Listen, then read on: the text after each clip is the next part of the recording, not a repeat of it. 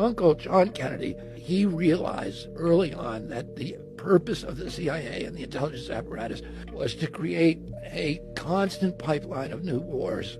Eisenhower, who was the outgoing president, gave what is probably the most important speech in American history, which was, where he warned against the military-industrial complex. I was at my uncle's inauguration. I was in Washington that day, a 6-year-old boy. And 2 months later, the military and intelligence came to him and said, we got to invade Cuba. And he was like, I'm not going to Cuba, and I'm not going to let the military. And they said, well, we got all these Cubans trained, and they're going to go attack Castro.